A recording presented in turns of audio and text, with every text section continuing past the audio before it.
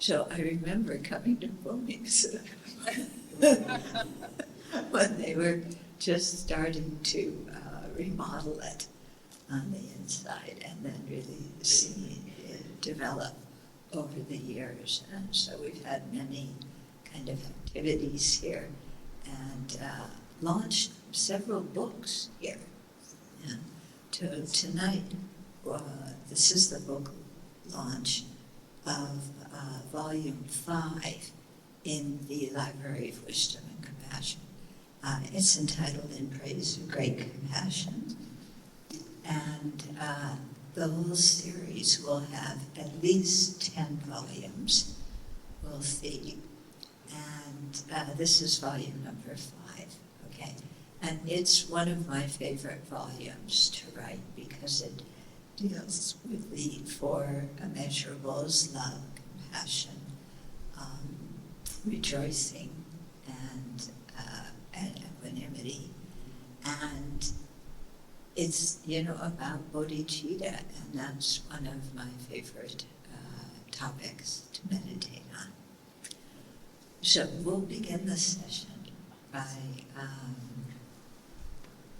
doing the refuge bodhicitta prayers, and I think the 4 immeasurables. Okay, then we'll have a few minutes of silent meditation to quiet the mind and generate our motivation. And then I thought to read some portions of the book and explain them. Okay. It's a wonderful book. It's going to be very hard for me to decide what to read. Yeah. So let's generate our motivation. So the quality that Kuan Yin Chenrezig is most noted for is compassion. And that's why this particular Buddha is beloved by everybody, and why so many people do the practice of Kuan Yin or Chenrezig.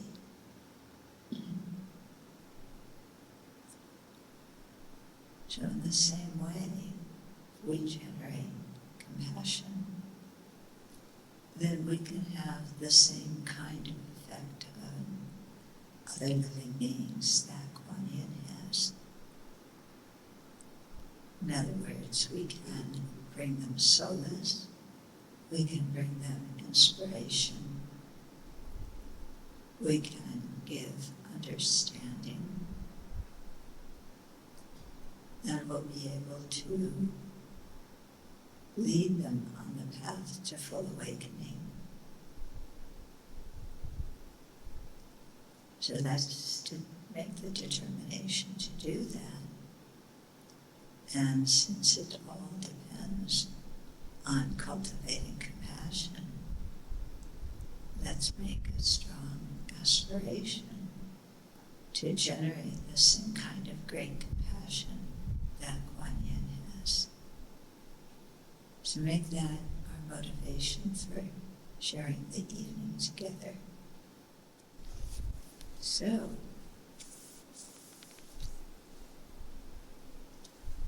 I thought there are 10 chapters in this book. Okay, I thought to read a little bit from chapter 5, which is entitled Becoming a Bodhisattva. And it starts off talking about the self-centered attitude and the self-grasping ignorance, because we often hear that these two are the chief big problems that we have. The self-grasping ignorance, because it misapprehends how we and everything else exists, and the self-centered thought, because it misconceives and thinks that we are the most important ones. Okay, so the book is co-authored by His Holiness the Dalai Lama and me. It's mostly by His Holiness. I filled in the parts about the the Pali tradition and the Chinese Buddhist tradition. Okay. So it starts out saying self-centeredness and self-grasping are not the same, although both hinder our progress on the Bodhisattva path and are obstacles to Buddhahood. Self-centeredness holds our own happiness as more important than that of others. Self-grasping apprehends the self as inherently existent. Okay, so these two definitions are quite important to remember, because these two things are very important. They both need to be overcome to attain Buddhahood, but they're not the same thing. The self-centered attitude is neither an afflictive nor a cognitive obscuration. It is not a pollutant or a defilement, nor is it the root of cyclic existence. It is often called an inferior obscuration that those following the Bodhisattva path must prevent because it impedes their attainment of the non-abiding nirvana of the Buddha. In other words, the nirvana that abides neither in the extreme of cyclic existence nor in the extreme of personal liberation. Although the self-centered attitude is called an obscuration, it is not actual obscuration because it is not the object of abandonment of the path, as are the afflictive and cognitive obscurations. However, it is a hindrance for bodhisattvas to abandon. So there's a lot of new vocabulary words in that paragraph. Rather than go through and explain them all, which would prevent us from going on, I'll just leave it like that. And when you get the book, this is on page 149, there's a dictionary or a glossary in the back, so you can go and look up the terms. So self-centeredness, so self-centeredness is I'm the most important one. Self-grasping is there's a real me. Okay. So these two do not have a causal relationship. One does not cause the other. They are also not the same nature. Okay. So same nature means that if one of them exists in a person's mind stream, the other Okay, they are not the same nature. Okay, so not being the same nature means that if one exists in a person's mind stream, the other one is not necessarily present. Bodhisattvas below the 8th ground, who freshly entered the Mahayana path, that is, they are not arhats who later enter the Bodhisattva path. They have self-grasping, but they do not have coarse self-centeredness. Coarse self-centeredness is abandoned upon generating spontaneous bodhicitta and entering the bodhisattva path. Subtle self-centeredness and its latencies are overcome upon attaining the 8th bodhisattva ground, although some sharp faculty bodhisattvas eliminate them before that. Subtle self-centeredness does not manifest once sharp faculty bodhisattvas reach the path of preparation, and when middle faculty bodhisattvas attain the path of seeing. So for those of you who have done some study of the Mahayana path, this really clarifies what these two are, when the coarse forms, the subtle forms, when they're abandoned, and so forth. Because this is usually a topic that comes up and is kind of confusing for people. So I was very happy when doing the book to finally get it clear and be able to put it in the book. Okay, the self-centered attitude and self-grasping ignorance also have different counterforces. Bodhicitta is the opposite of subtle self-centeredness. The wisdom realizing emptiness is the antidote eradicating self-grasping ignorance.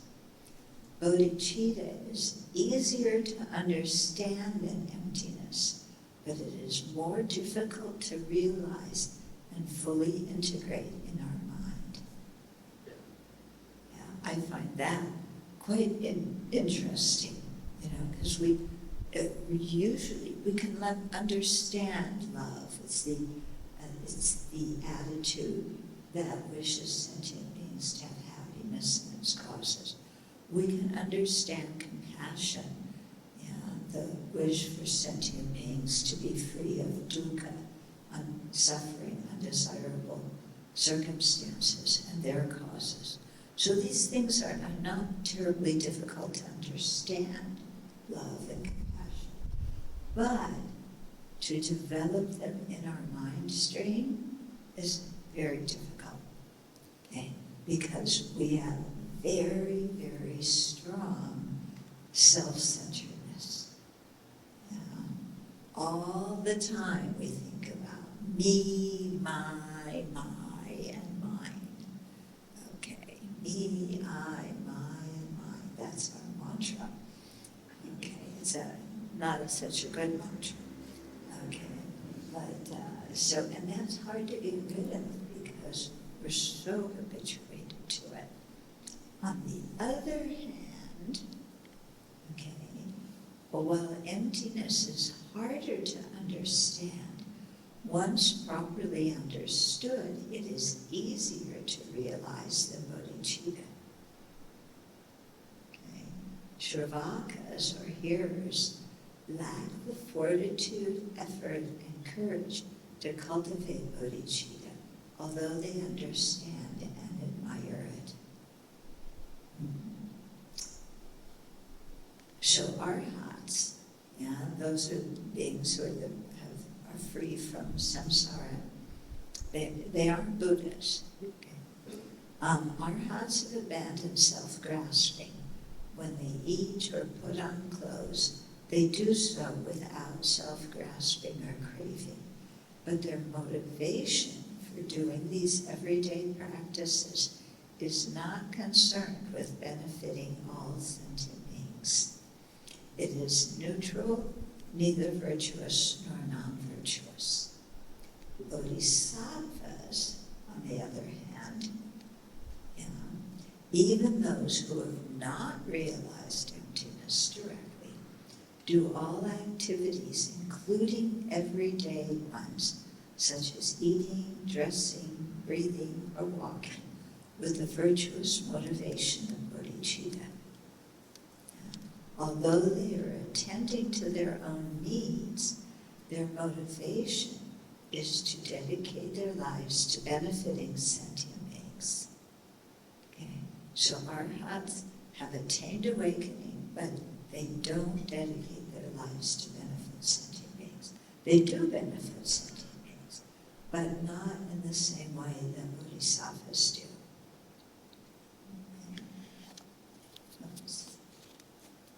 With great love and great compassion, bodhisattvas constantly direct their minds to what is most beneficial in the long term for all sentient beings. Here we see it's not so much what we do, but the motivation with which we do it that determines whether or not an action is altruistic. In other words, it's not looking like we're compassionate that makes us compassionate. It's having a motivation of compassion that makes our action compassionate. In Mahayana teachings, the disadvantages of self-centeredness are discussed at great length because it is an obstacle to generating bodhicitta and an impediment to attaining full awakening and to benefiting all sentient beings. One verse in the Guru Puja says, "This chronic disease of self-centeredness is the cause giving rise to unwanted suffering. This does not mean that self-centeredness is the root of samsara dukkha. Okay? It is not self-grasping ignorance is. Okay? Self-centeredness is the major impediment for entering the bodhisattva vehicle, and in this context, it is considered worse than ignorance." Yeah. Do you want to become a bodhisattva? The only thing, me, I'm most important, my liberation, my needs, my wants, what I like, my ideas, all of that becomes a bigger hindrance to entering the bodhisattva path than ignorance, which is the root of samsara. All people recognize coarse self-centeredness as harmful. So it believes that our happiness and suffering are more important than that of others, that what we want to happen should happen, that our opinions are right and our ideas are best. Sound familiar? Do you have these kind of thoughts? You can admit it, we're good friends. Yeah, we all have this. So this is the self-preoccupation that we see in children, and that as adults we learn to hide under the pretense of gentility, although it is still present. Right? Some little kids are very honest about their self-centeredness. I want this. Yeah! Give it to me. If you don't give it to me, yeah! It's right out there with kids. Okay? But part of our education process, we learn, it's not so polite to do that. Yeah, you shouldn't make a big fuss and be selfish. So we devise all sorts of sneaky little ways to get our way and get what we want and look good without appearing to be selfish. Yeah, we're really pretty clever that way. Yeah, aren't we? Yeah. We know how to work a situation, how to manipulate somebody, what to say to them so that they'll give us what we want. So we can be very dishonest that way. Yeah. We look like we're being so kind, so understanding, but we're really manipulative. Right? Some of you are looking. No, I am not manipulative. I am not selfish. Really? No. It's just as adults we learn how to cover it up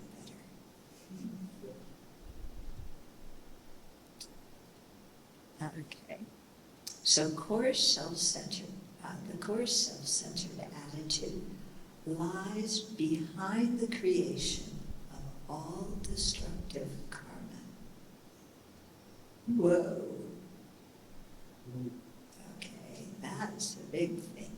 So all the destructive karma that we create right behind the scenes is our self-centered attitude. And self-centered attitude also is involved with low self-esteem, guilt, rage, jealousy, greed, anxiety, and unhealthy fear. All of those have the self-centered attitude right behind them, supporting them. Self-centeredness chases others away, and when we feel sorry for, and then we feel sorry for ourselves because we don't have any friends. But it's self-centeredness that pushes other people away. Coarse self-centeredness supports afflictive minds and actions, and it harms living beings, whether they or not they are spiritual practitioners. For that reason, the practice of loving kindness and compassion in daily life is essential for combating self-centeredness. So we can't just sit there and say, I shouldn't be selfish, I shouldn't be selfish, I shouldn't be selfish. But this is mine, and this is mine, and I want this, and I don't want that. Okay? We can't just kind of make it go away by wishing it to go away. One of the big things about self-centeredness that help overcome it is to see its disadvantages, how it operates in our life, and makes our life miserable and ruins our relationship with other people. So let me find that part of the book, and we'll look at how it operates. Let's see. Mm-hmm. Okay, 124.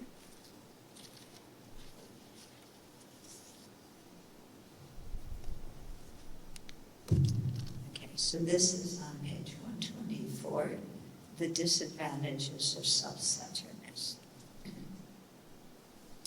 So self-centeredness has several different aspects.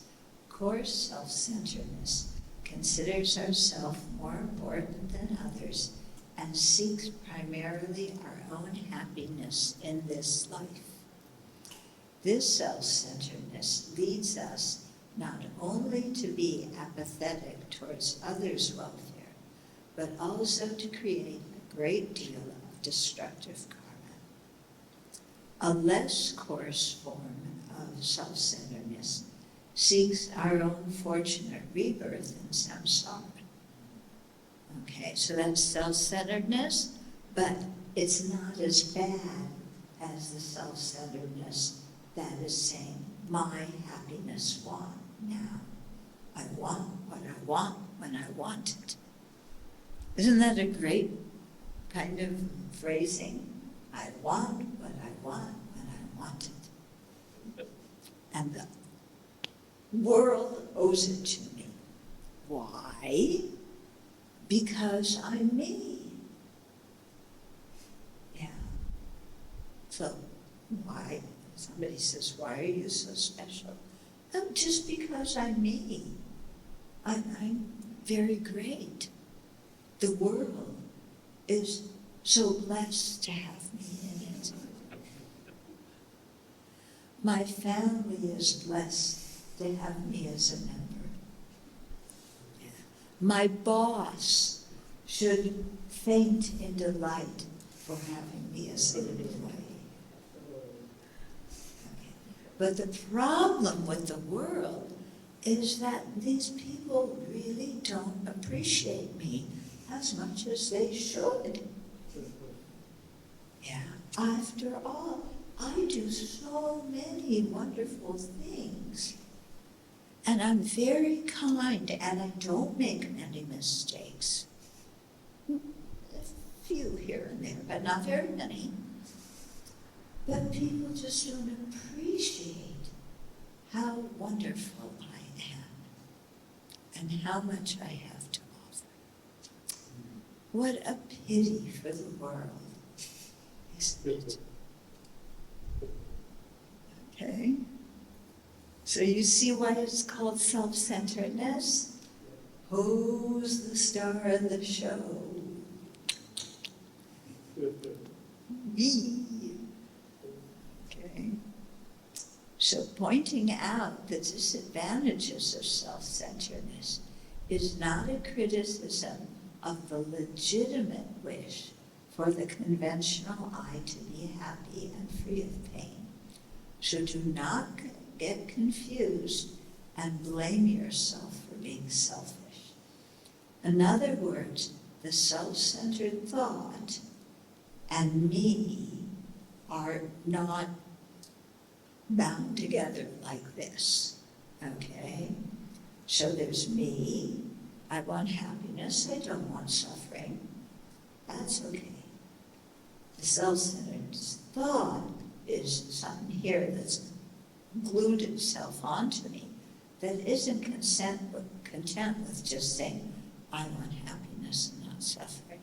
Self-centeredness says, I want happiness and not suffering, and my happiness is the most important, and your happiness doesn't really matter.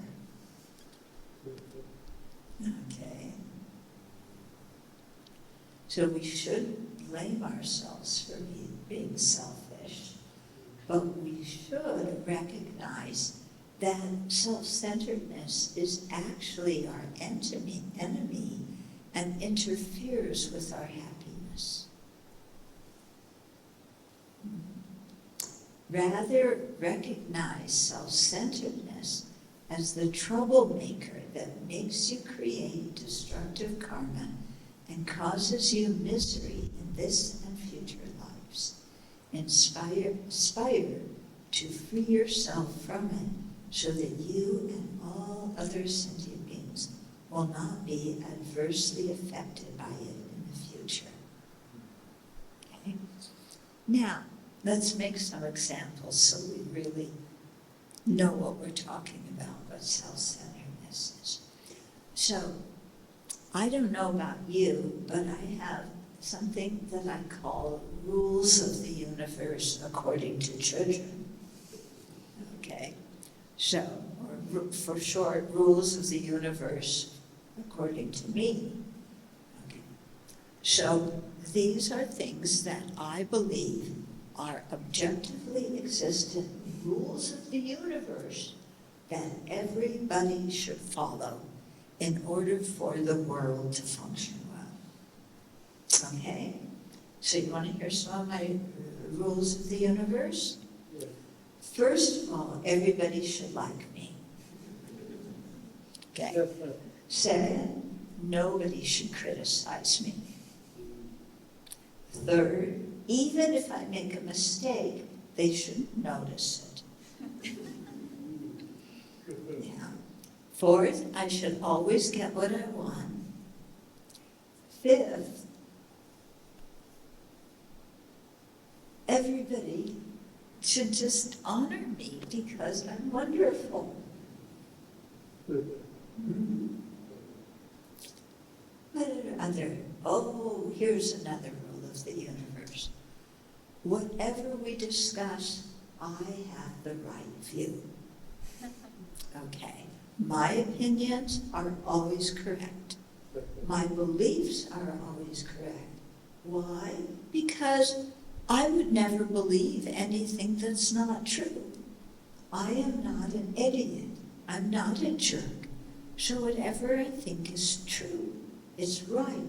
Everybody should realize that. And even if today I think this is the right thing, and tomorrow I change my mind and I think the opposite thing is the right thing, then whatever I believe at any particular moment is the right thing, even though those two things may be opposite.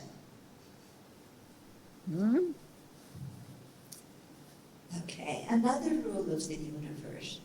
I have incredibly wise advice to give everybody. Yeah. I have advice for my parents, for my kids, for my friends, for my neighbors. Okay? I have advice for the UN. I have advice for the government. I have advice for everybody.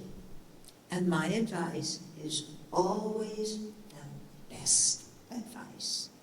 So if you are smart, you should do what I say. Yeah? Because then you will wind up very happy. Well, actually, I don't care if you wind up happy or not. But if you follow my advice and do what I say you should do, then I wind up happy. And that's what success means. Okay? Are you getting what I'm saying? Do you have this kind of attitude sometimes towards other people? Yeah? Especially the one about advice. Isn't it? So much advice. Yeah. If only my mother would do da-da-da-da. And if only my father would da-da-da-da. Okay. Then the family would be wonderful.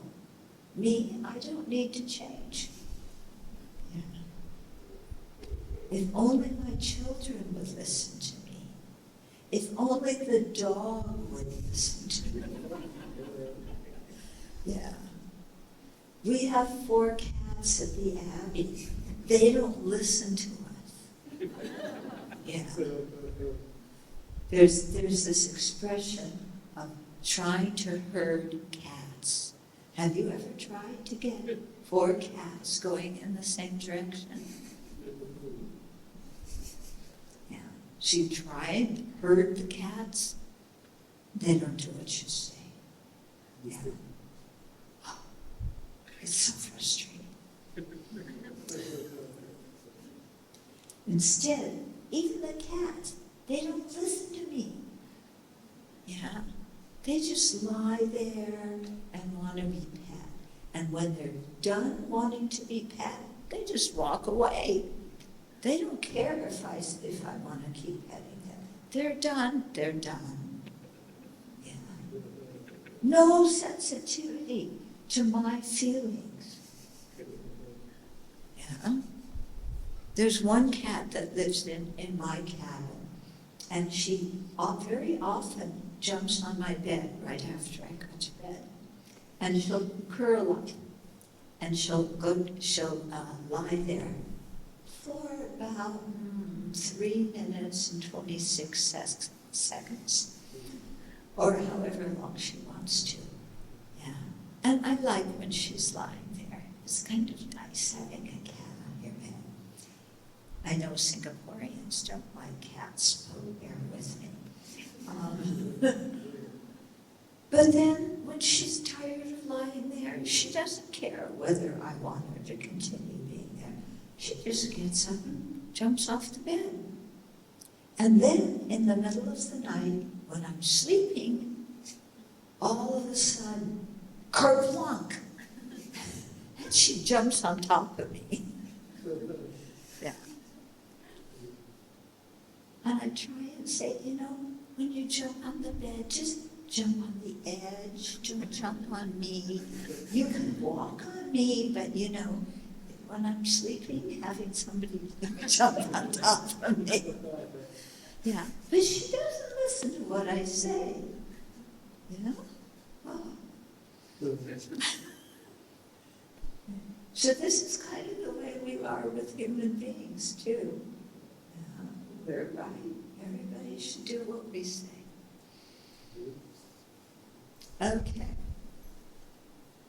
So recalling that others and ourselves are equal in wanting to be happy and avoid suffering, consider the faults of being self-centered. Okay, so here we go. Got your seatbelts on. All the problems we experience in cyclic existence are tied to our self-preoccupation. All of our problems. In other words, our problems are not caused by other sentient beings.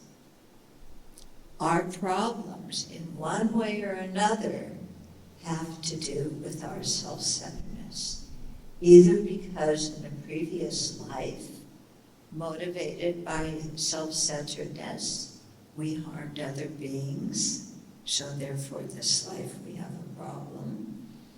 Or, in this very lifetime, here and now, I act with self-centeredness. and then I create a lot of problems with other people. Yeah. Anybody like being around self-centered people? No. Yeah. Anybody enjoy it? No. Yeah. But somehow that should apply to me too. That other people don't want to be around me when I'm self-centered. Yeah. But my self-centeredness isn't really that bad. Okay. People should just be patient and endure it. Yeah. Because it's not that bad. I mean, I'm a nice, compassionate, benevolent, cooperative person. Yeah. I'm so cooperative. You don't believe me? Look at his face.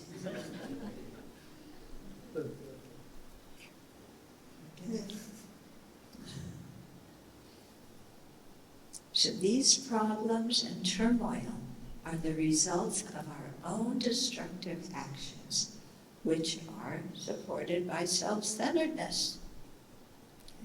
For example, wrongdoings, such as the 10 non-virtues, are supported by a self-centered motivation.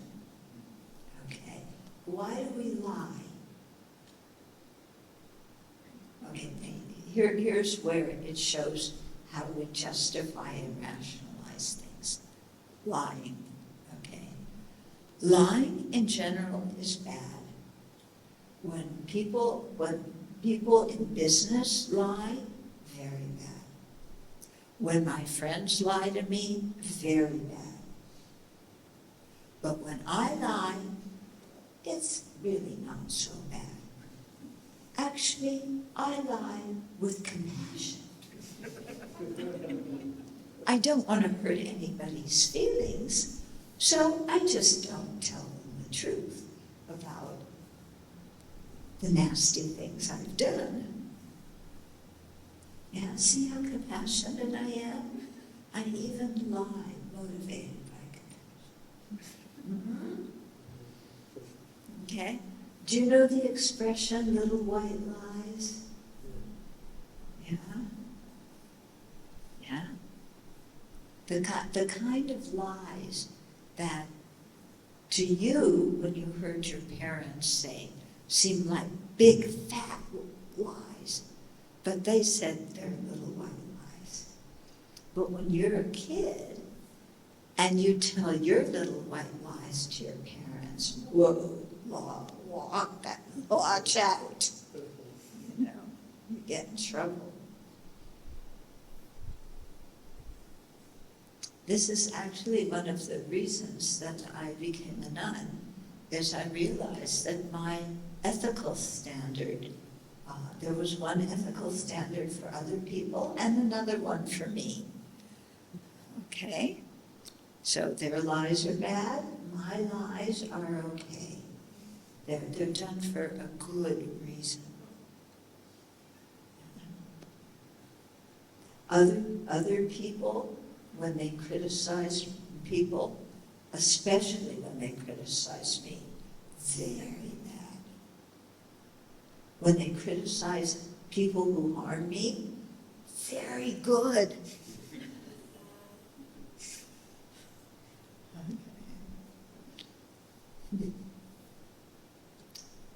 Okay, so lying is done to protect ourselves and get what we want. Talking behind others' backs to create disharmony is done with a thought to benefit ourselves and so forth. Okay? So, why do you tell this person what that person said about them behind their back? Yeah. Why do we do it? Oh, because with compassion. Yeah. This person should know that that person trashes them behind their back. They should know. So I tell them. Then they get very upset. And it ruins their relationship with this person. But I was kind of jealous of their friendship anyway.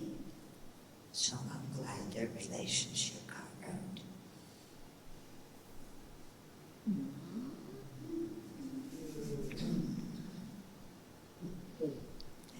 See how kind we are?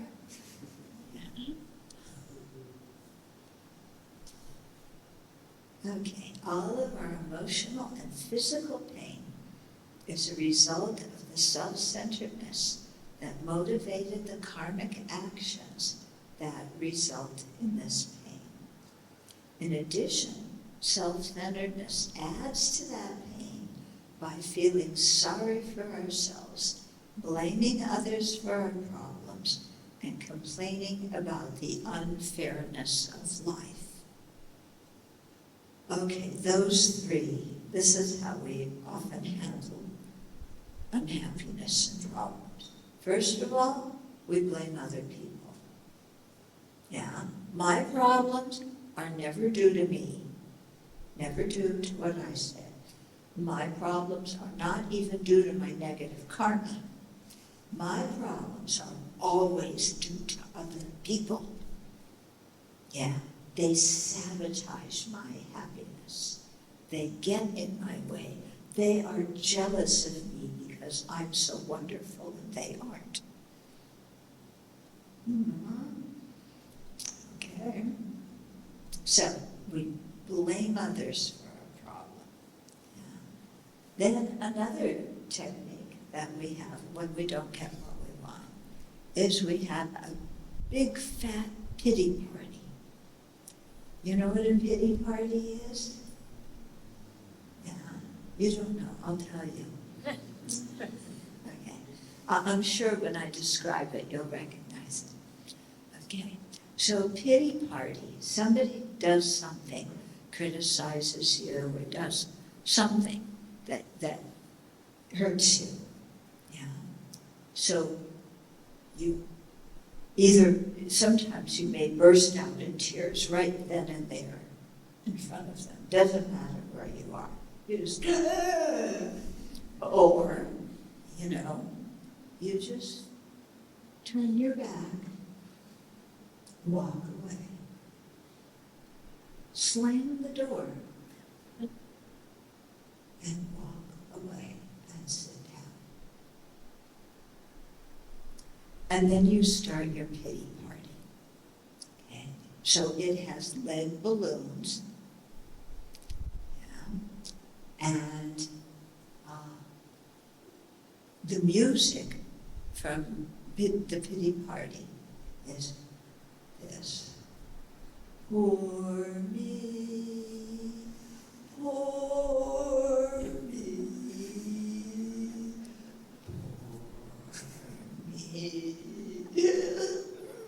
poor me. Okay, so you feel sorry for yourself? Yeah. When it's a really great pity party, you suck your thumb.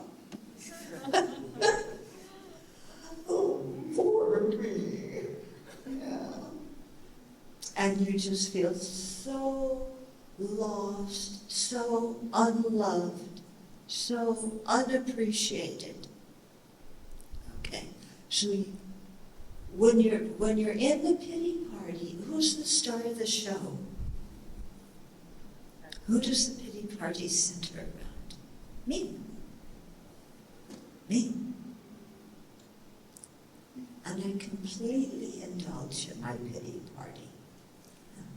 And then, okay, if the offending person, especially if they're a family member or a good friend, if they tap on the door and say, hello, I don't respond.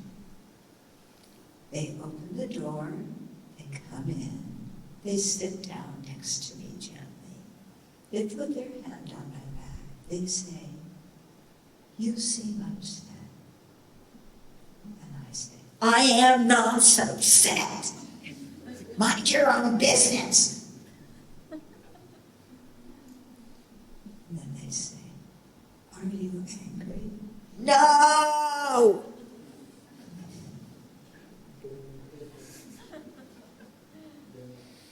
Yeah? Do you recognize? You recognize it, yeah. Okay. So then they say, I'm so sorry that I hurt your feelings. Well, you better be very sorry. What kind of human being says what you just said?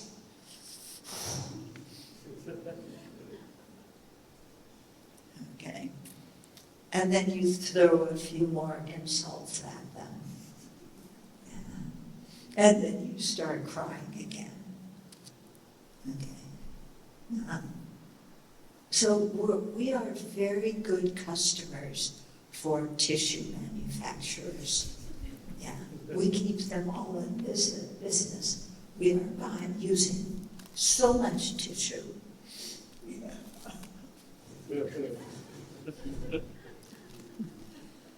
Okay.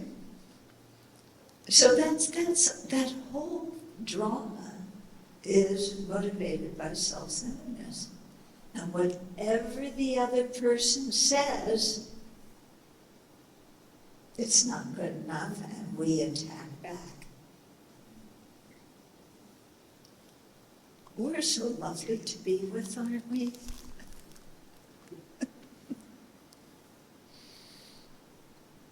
Okay.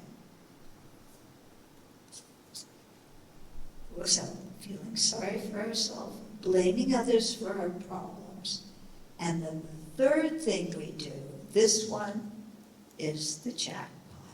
We complain about how unfair life is. Yeah.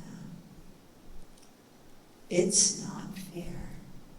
I don't think here in Singapore, do children say that to their parents very much? It's not fair.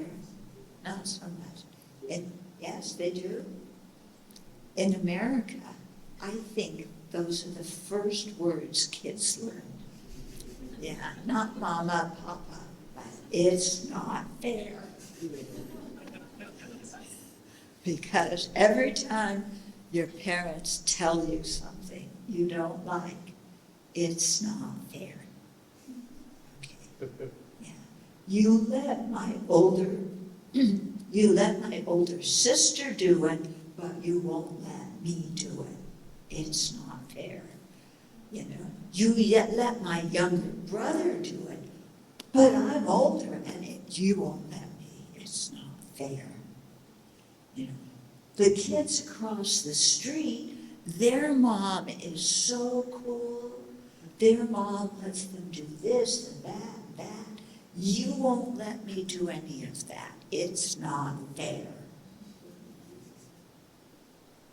Yeah, you heard these things before? Yeah. Yeah. Did you say them when you were a kid? Yeah. Yeah. Do you hear them from your kids? Do you say to your kids, I used to say the same thing? No, you don't tell your kids that. Okay. Self-centeredness is the root of guilt, anxiety, and fear. Okay. Again, with guilt. Oh, I did this. Oh, how could I have done this? It's so bad. I'm terrible. I don't want other people to know what I did. If they find out what I did, nobody will like me. I'm really terrible. Guilt, guilt, guilt, guilt, guilt, guilt. Okay? Who's the star of the show when we feel guilty? Me. Okay. Low self-esteem is very good buddies with self-centeredness. Okay. Low self-esteem. I can't do anything right. Nobody loves me. I'm never going to be a success. The whole world is against me. Okay? We're again, was the star of the show. Except this time, now, with guilt and low self-esteem, instead of being the star of the show, that is wonderful, we're the star of the show who is a wreck. Okay? In other words, if I can't be the best of everybody, then I will be the worst. Because somehow I am special. Yeah. In fact, I am so special that I can make things go wrong all the time. Yeah. Why did we get divorced? My fault. Yeah. I'm the only cause of it. And all these very strange, exaggerated thoughts that we cling on to and think are true, and they're actually rubbish.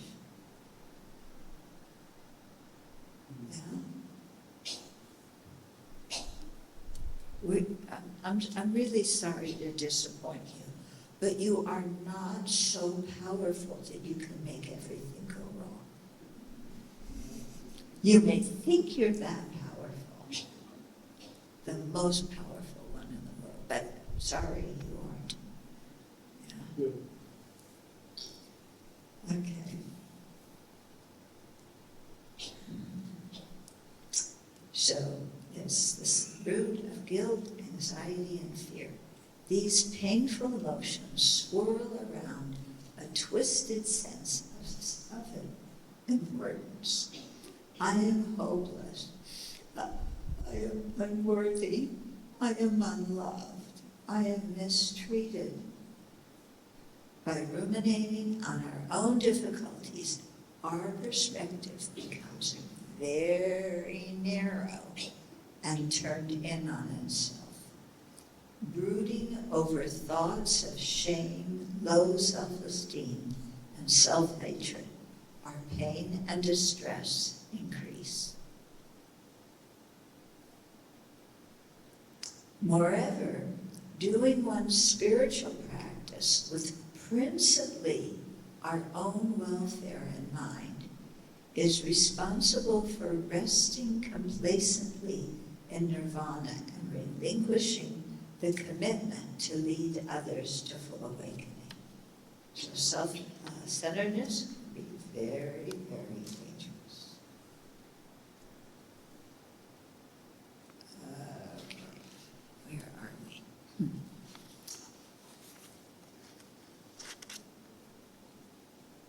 Okay, so here Lama Tsongkhapa summarizes all the defects of the self-centered attitude. Out of attachment to self, my self-centered attitude has produced all sorts of undesirable things throughout the beginningless time of cyclic existence up to now. So not for a short time, for a long time. Although I wanted to make things perfect for myself, I emphasized my own welfare and engaged in improper methods. I have spent countless eons at this, but have not accomplished my own or others' aims. Not only have I not achieved these, I have been tormented only by suffering. If I had replaced concern for my own welfare with concern for others' welfare, I would certainly have already become a Buddha. Long ago, and would have completely and perfectly accomplished my own aims as well as those of others. As I did not do this, I have spent my time uselessly and laboriously. Shantideva, the great 8th century sage, Indian sage, put it very succinctly. He said, since all the injury, fear, and pain in this world arise from the self-centered attitude, what use is that great demon to me? Yeah, that is pithy and it's to the point. Okay? So, again, to repeat, we are not bad because we're self-centered. Self-centeredness is another kind of attitude that glommed onto who we are. It is not us, and we can eliminate it. Okay, how do we eliminate it? We think of its disadvantages, and we think of the benefits of cherishing others. Yeah.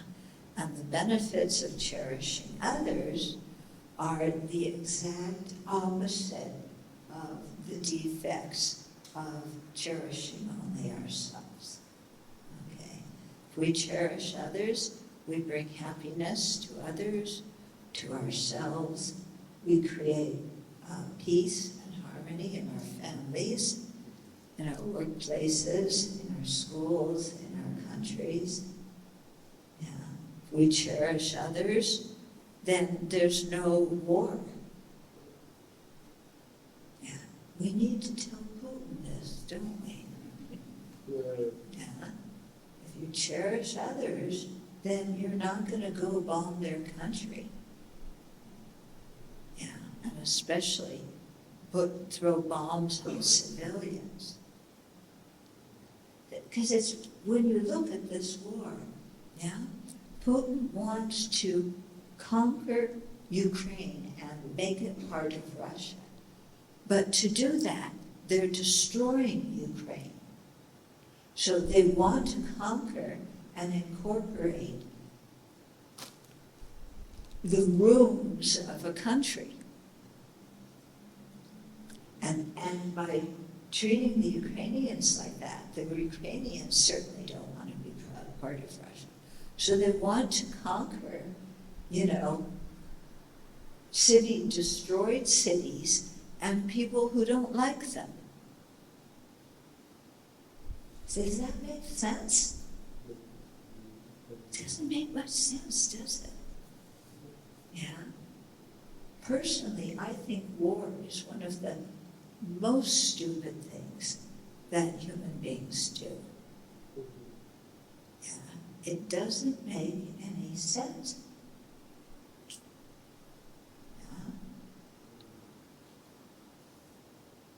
Does it? Yeah. It's crazy. Okay, so we practice cherishing others, and that has a deleterious effect on our self-centeredness. And the more that we cherish others and open our heart to others, the happier we feel. Yeah. The more we look out for others, the more we feel like we belong, because we're connected to all those other beings. Yeah. When we only look out for ourselves, we feel quite isolated from others.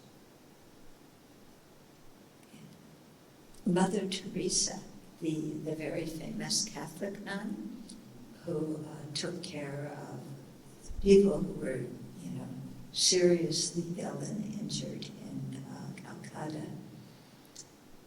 She has some prayer, I don't know it exactly, but she says the kind of things like, if I feel lonely, give me somebody to love.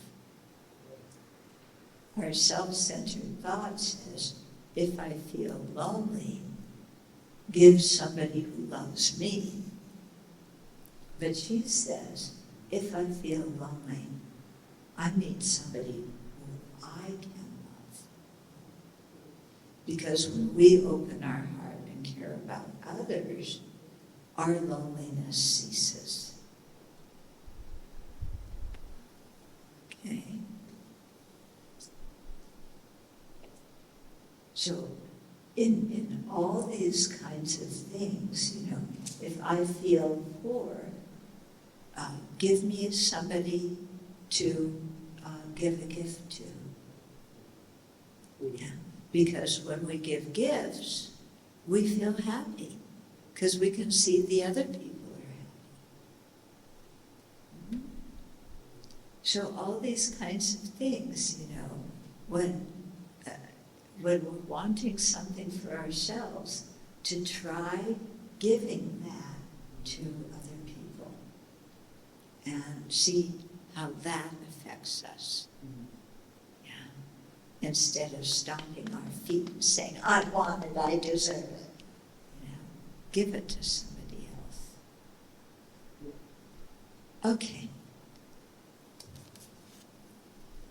So, I think we're out of time. Maybe we have time for a couple questions. Thank you, Venerable, for your teachings.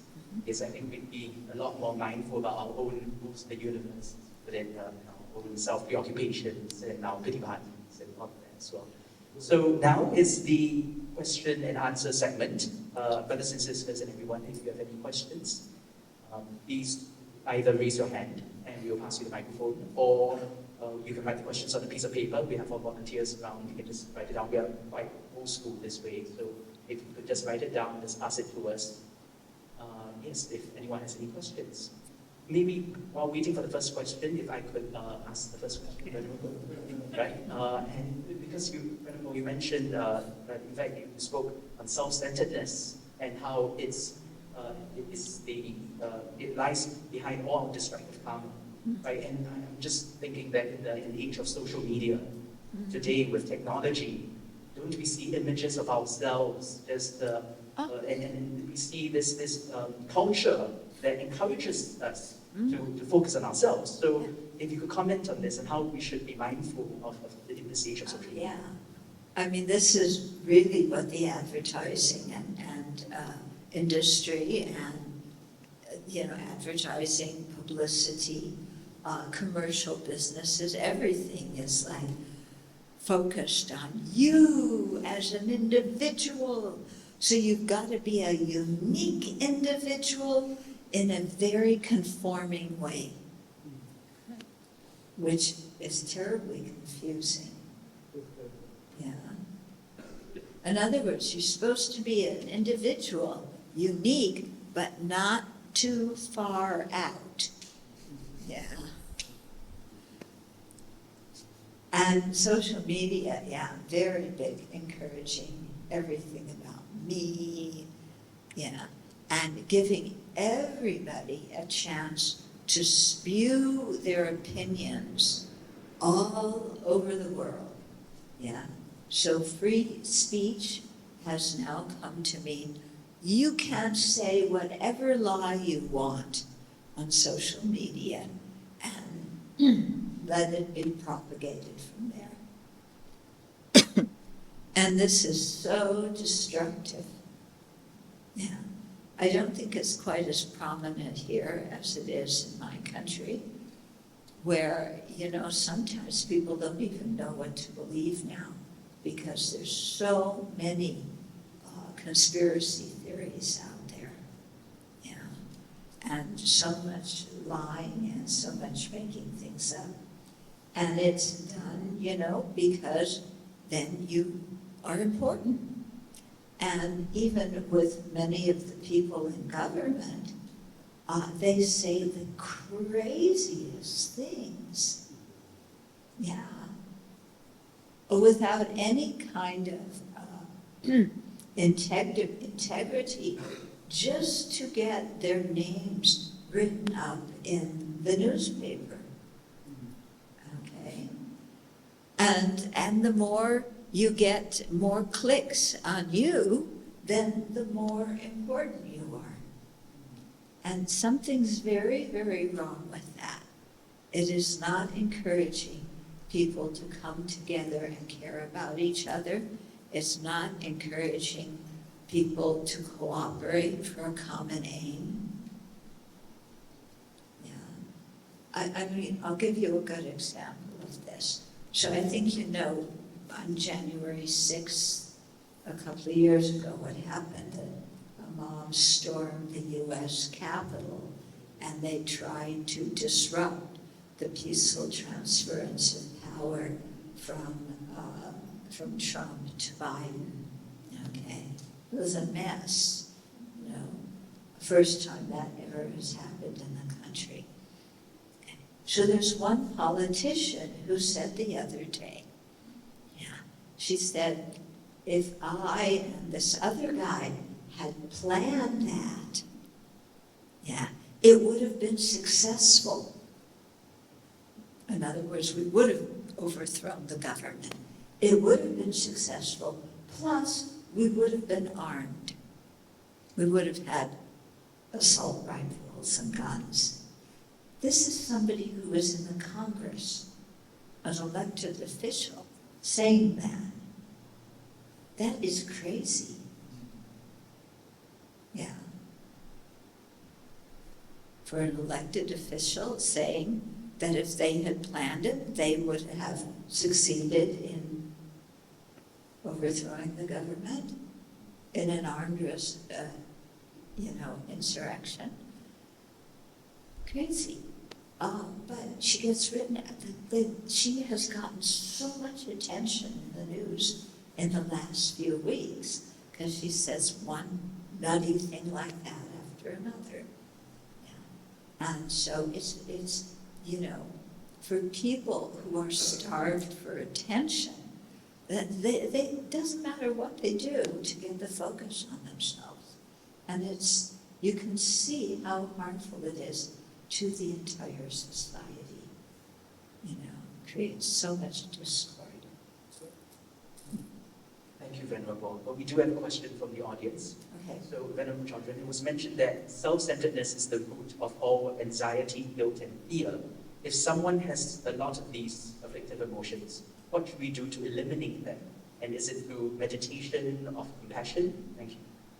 So this is to eliminate these things in Yes. ourselves or in other people? It's not stated, but In suppose yourself. maybe it's ourselves. Yes. About yourself. Okay. So, Buddhism has a lot to offer that way, but counseling and therapy can also be very effective for people.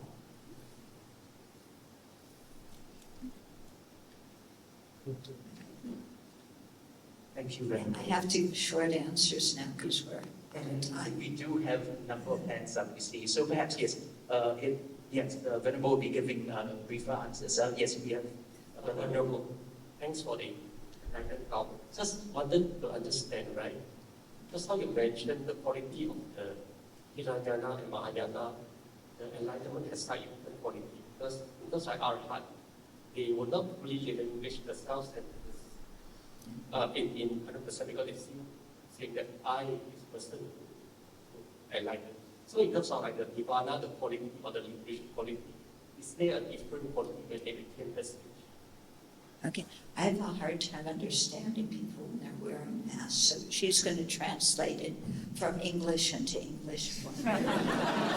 Is there a difference in the quality of the nirvana of an arhat or a fully awakened Buddha? Because the arhat still has that sense of Yes, there's a difference in the quality of the nirvana.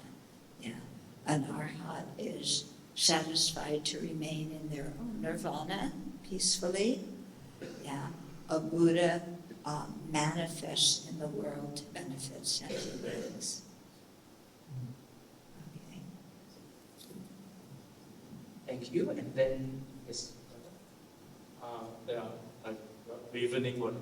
I do have a question that since the first day I met you. In relevance to the title book, in praise of the great compassion, there's obstacle that I think I could have found that there is two school of thoughts.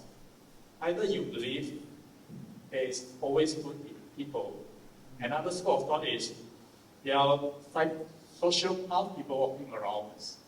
That those social paths they identify maybe about 5% of the whole world population that have the quality or the lack of quality will feel the suffering of others, or they even take pressure of making people suffer.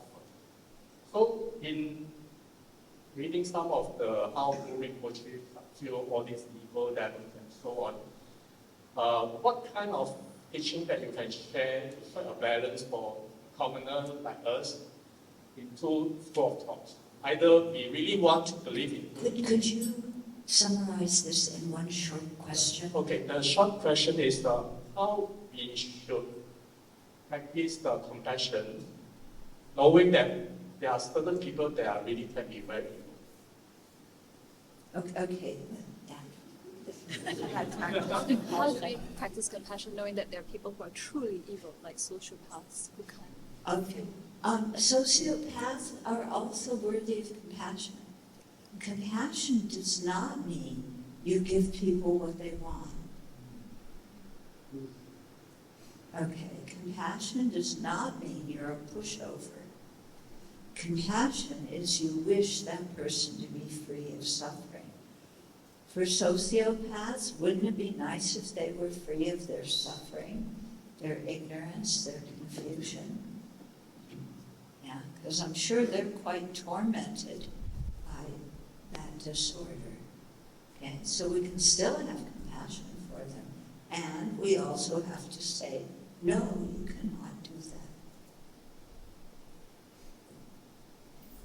So that is the truth on this social path concept. What?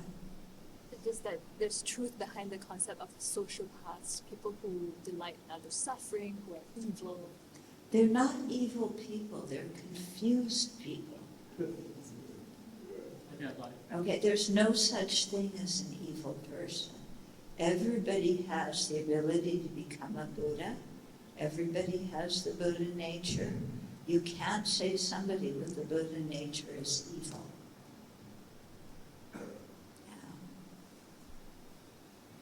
Yes. Hi, Venerable. Hi, Good to see you again. thank you. I'm helping a group of disabled people. As a lot of disabled people that I take care of them. And the common idea is that the world is very unfair to them because they are not disabled. And many of them are not Buddhists, they are Christians, they are Catholic. How do I go about helping them?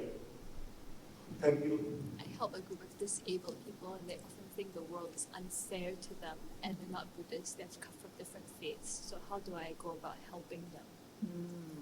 Okay. Unfortunately, sometimes people are very unfair to disabled people. Yeah.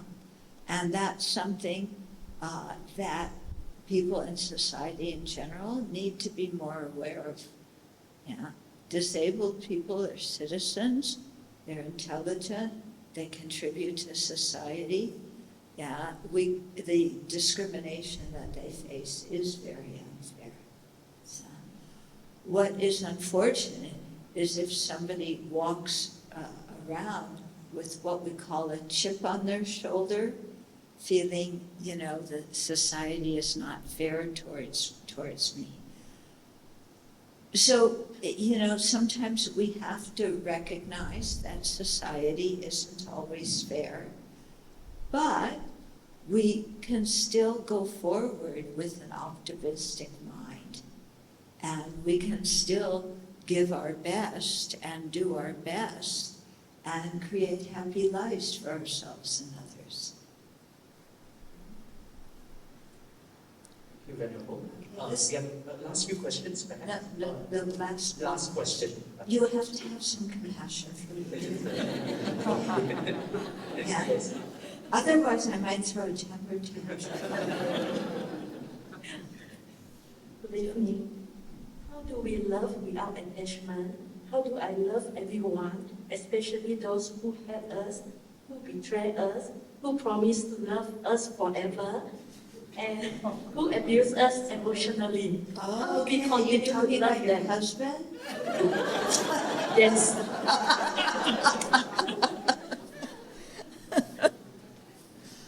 Okay. Yeah. Somebody who promises to love you forever. Can you promise to love somebody else forever? And be confident of fulfilling that promise? Yeah? Do you know what you're going to be like in 10, 20, 40, 50 years? And predict that you'll have the same feeling towards somebody that you have now, then?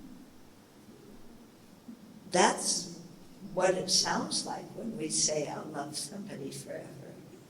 Yeah. But I think it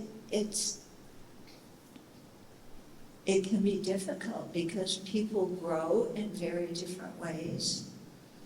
Also, people show love in very different ways. Yeah. Some people show love by saying, I love you, you're wonderful, you're beautiful, blah, blah, blah. Okay, other people show love by doing kind actions. Yeah? If you're somebody who likes to hear sweet words, but you're married to somebody who he shows love by helping around the house, you don't understand the language that they're speaking in. They're speaking in the language of action. You're wanting the language, the verbal language. Okay? So, in close relationships, it's very difficult like this because very often people do love us, but we don't recognize it. Or they love us in a way other than we want to be loved. Yeah. So we may want to be loved in that person is always there, they're always near us, we're always together. But maybe for the other person, their needs are not to be loved always together.